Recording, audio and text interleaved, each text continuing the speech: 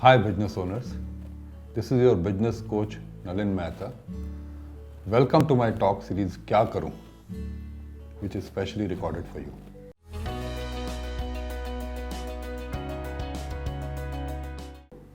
I often hear business owners tell me that they do a regular sales review, they review every salesperson, but still they just can't get a grip on the sales situation.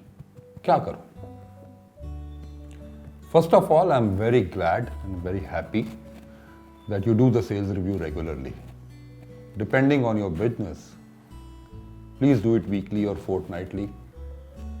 It's important to do these reviews in a periodic manner. The thing is that sales is a kind of difficult profession. Your salesman's performance depends on the action of your prospects. So there is always going to be some uncertainty in whatever the salesman says and what really happens.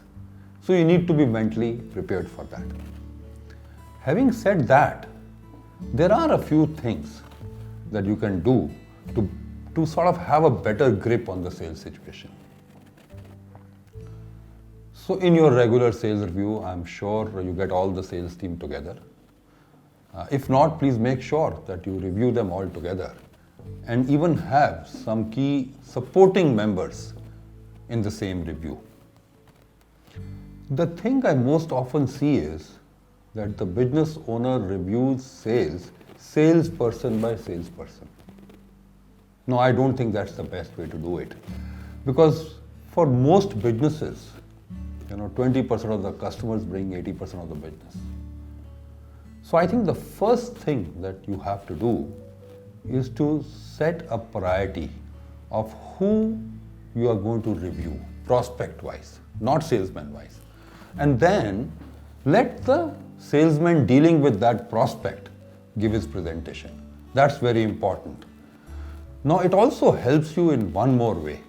When you do a review based on the importance of the prospect, the salesman's activity and effort also get aligned in a similar fashion for important customers. So this results in automatic focus on those customers who bring majority of your business. The second most important thing to review is the funnel status. Let's not forget, ultimately, the first step to generate business is to generate leads. So you must, in every sales review, focus on reviewing lead generation. See, what really happens is that we are so interested in billing for the month that we end up spending a lot of time discussing orders expected. Now, the status of lead generation actually tells you how your future sales is going to be. So if typically, your business happens, let's say 2 to 3 months after a lead is generated. What I mean is that a lead is generated and typically the sales process is 2 to 3 months. Then what leads you have today is going to literally decide what business you are going to do 2 to 3 months down the line. So it's so important to review lead generation. Now, this lead generation funnel needs to be reviewed in comparison to some similar period last year or last quarter, so that you are able to assess, are you doing better or are you doing worse? The second part of reviewing the funnel is to take the status as on date. How many hot inquiries? How many warm inquiries? How many cold inquiries? So this also gives you a sense of where you are headed down the line. Finally, the mistake we often do is start discussing different issues randomly related to sales process or related to customer retention or related to customer satisfaction. I think you need to control this. In every sales review, you could pick one item in addition to the funnel review that I mentioned earlier, one item which is related to the sales process. For instance, in one review, you could talk of customer satisfaction processes.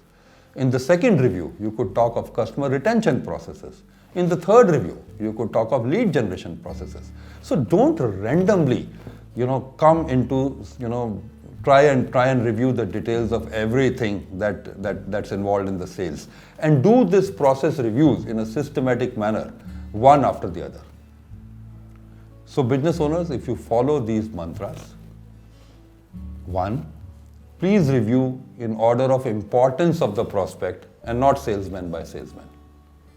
2, please make sure that you don't just review expected orders, but you also review the funnel status. And 3, don't randomly review sales processes as in a conversation, but fix an agenda, item by item. As I said, in 1 it could be retention, in 2 it could be customer satisfaction. So fix the agenda and go deep into one of the sales processes in every review. If you follow these 3 mantras, I can assure you over a period of time, you will feel a far stronger grip on what is expected from your sales team and what is expected to be your sales in the coming time. So I hope you benefited from this talk in my Kya Karu series on how to do a better sales review and how to get a better grip on your sales situation. Thank you very much.